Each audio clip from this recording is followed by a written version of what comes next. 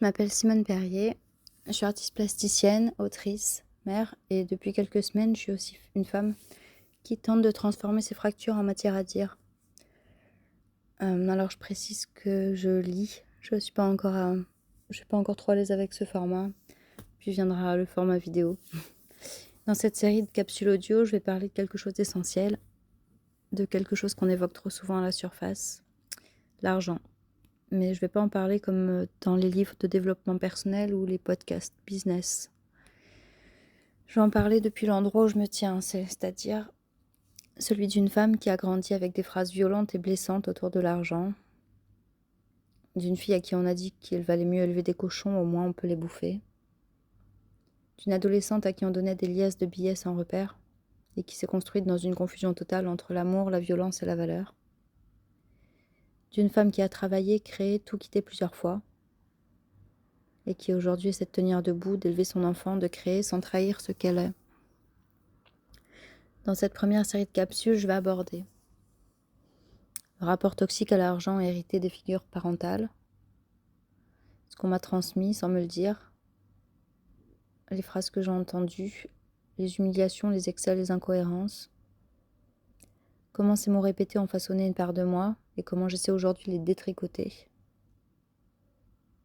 Le manque est une langue maternelle et je la parle couramment.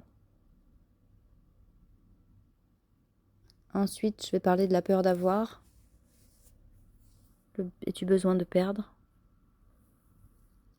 Parce qu'avoir, dans ma famille, c'était être coupable. C'était devenir comme les autres, trahir, se corrompre. Et parce que perdre, c'était rester loyal, fidèle à l'histoire familiale. Aujourd'hui, j'essaye d'apprendre à recevoir, à posséder sans me punir ensuite. Puis je parlerai de l'art et de la maternité comme espace de réparation.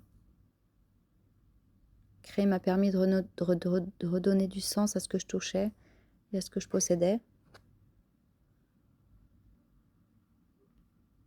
Ma fille m'apprend une autre manière d'être au monde, un rapport plus juste et plus libre. Elle n'est pas attachée aux objets comme moi je l'étais. Et ça m'oblige à me poser la question, qu'est-ce que je veux vraiment transmettre ?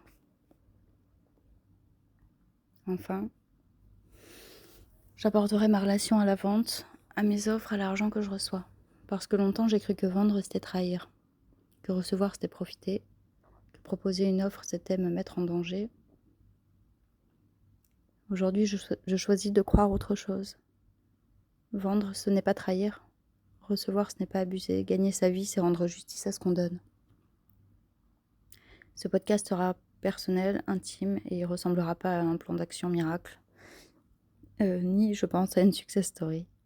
Mais si vous avez grandi avec des croyances empoisonnées, si vous vous battez pour ne plus avoir honte de vos désirs, de vos besoins, alors vous êtes au bon endroit. Je vous parlerai depuis là où je suis, sans phare. Et si cela vous parle, alors peut-être qu'on va cheminer ensemble. Bon, j'espère que le son ne sera pas trop mauvais. Ma fille dort à côté, donc je parle tout doucement. À bientôt, je l'espère.